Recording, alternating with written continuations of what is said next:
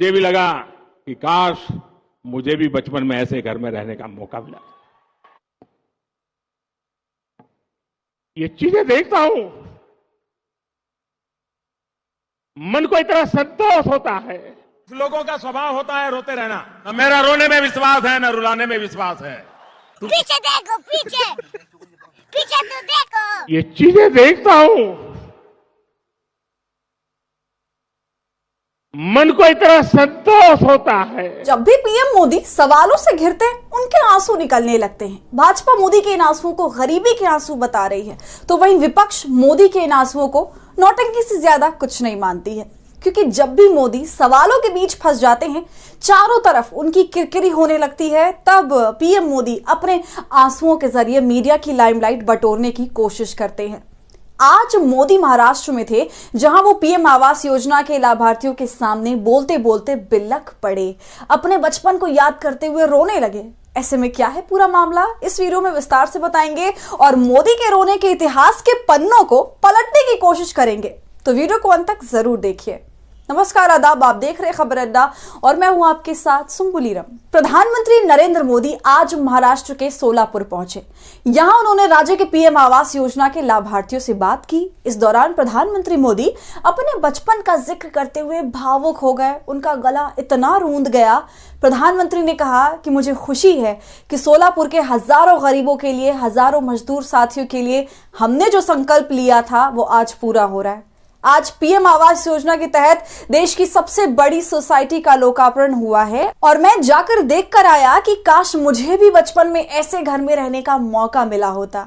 इतना कहकर पीएम मोदी ने अचानक कुछ देर के लिए भाषण रोक दिया, गिलास से पानी पिया और फिर भावुक होकर जो कुछ कहा उसे आप खुद सुन लीजिए। मैं जाकर के देख के आया, मुझे भी लगा कि काश मुझे भी बचपन में ऐसे घर में रहने का मौका मिला।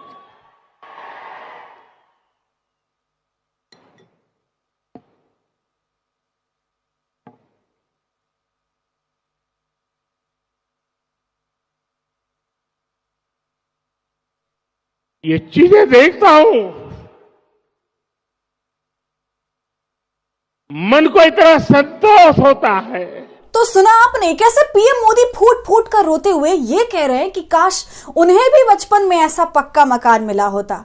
ऐसे में सवाल ये है कि क्या ये वाकई रोने वाली बात है? क्योंकि जब पीएम मोदी अपने बचपने में थे, तब ज्यादातर लोग और इस देश की बड़ी आबादी कच्चे मकानों में रहती थी। लेकिन आज मोदी रो रहे हैं कि काश उन्हें भी बचपन में ऐसा घर मिला होता। ऐसे में से रोने को नौटंकी ना कहा जाए तो और क्या कहा जाए, क्योंकि मोदी रोकर उन सवालों को दबा देना चाहते हैं ताकि कोई उनसे सवाल ना पूछ सके, कोई उनसे ये ना पूछ सके कि अगर आपके रोने की नौटंकी खत्म हो गई हो तो बताइए 2022 तक हर किसी को पक्का मकान देने का वादा पूरा क्यों नहीं किया? क्योंकि आपका हर वादा जुमला बन जा रहा है। क्यों आज भी गरीबों को पीएम आवास योजना के सपने दिखाए जा रहे हैं? क्यों अब तक हर गरीब को पक्का मकान देने का वादा पूरा नहीं हो सका? शायद इसीलिए पीएम मोदी आज रो रहे हैं, अपने बचपन को याद कर रहे हैं ताकि सवालों से बचा जा सके।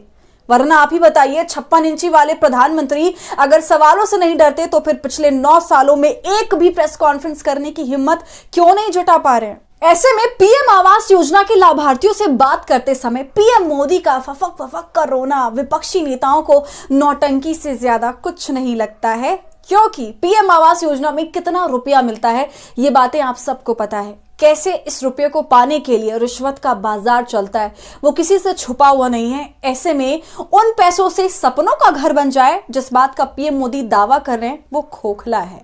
क्योंकि इन योजनाओं से मिले पैसों से घर की दीवारें खड़ी हो जाती हैं, लेकिन उन पैसों से छत नहीं डल पाता है। लेकिन मोदी उन्हीं घरों के लिए ऐसे रो रहे हैं, जबकि सच्चाई यह भी कि वो राम मंदिर को लेकर वो सवालों से घिरे हुए। चारों शंकराचार्य कैसे सवाल उठा रहे वो किसी से छुपा हुआ नहीं है। चारों शंकराचार्य का मंदिर के प्राण प्रतिष्ठा में नहीं जाना कई सवाल खड़े कर रहा है। अयोध्या में राम जी के छोटे कटआउट और पीएम मोदी के बड़े बड़े कटआउट पर सवाल उठाया जा रहा है और उन सवालों से भटकाने के लिए सबसे बेहतरीन तरीका है मंच पर रोने लग जाना। इससे पहले अनगिनत बार मोदी रो चुके हैं। 2014 में मोदी को जब संसदीय दल का नेता चुना गया तो वे एडवाणी की एक बात पर सुबक पड़े। एडवाणी ने कहा था कि नरेंद्र भाई मोदी ने पार्टी पर बड़ी कृपा की है। इसी शब्द का जवाब देते हुए मोदी का गला रूंध गया। थोड़ा सुबके फिर पानी पीकर बोले, भाजपा मेरी माँ है, कोई बच्चा अपनी माँ पर एहसान थोड़ी करता है। इसके 1 साल बाद फेसबुक वाले जुकरबर्ग के साथ बात करते हुए वे एक बार फिर रोने लगे थे। ये तब हुआ जब वो ये बता रहे थे कि उनकी माँ दूसरे घरों में बर्तन मांजने का काम करती थी।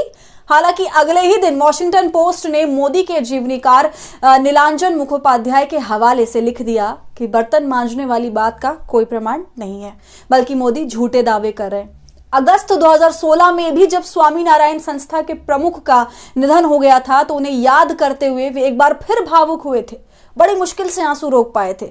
उसके बाद नोटबंदी के बाद नवंबर में गोवा में भाषण करते हुए उनका नोटबंदी के कारण लोगों को हुई तकलीफों को लेकर गला भर गया। रोने की नौटंकी करने लगे थे और इसी भाषण में उन्होंने कहा था कि मुझे 50 दिन दे दो, बस उसके बाद जिस चौराहे पर बुलाना खड़ा हो जाऊंगा। दिसंबर 2017 में गुजरात चुनाव में जीत के बाद भी भाषण देते हुए मोदी जी 3 मर्तबा भावुक हुए थे। इसके अलावा दिल्ली, वाराणसी और अब मुंबई में रोने की इस वीडियो को लोग नौटंकी से ज्यादा कुछ नहीं मान रहे हैं। तो रोते हुए पीएम मोदी पर आप क्या सोच रहे हैं, हमसे कमेंट सेक्शन में जरूर साझा कीजिए। वीडियो पसंद आने पर इसे लाइक और शेयर कीजिए और अगर आपने अब तक हमारे चैनल खबर अड्डा को सब्सक्राइब नहीं किया है तो सब्सक्राइब कर लीजिए।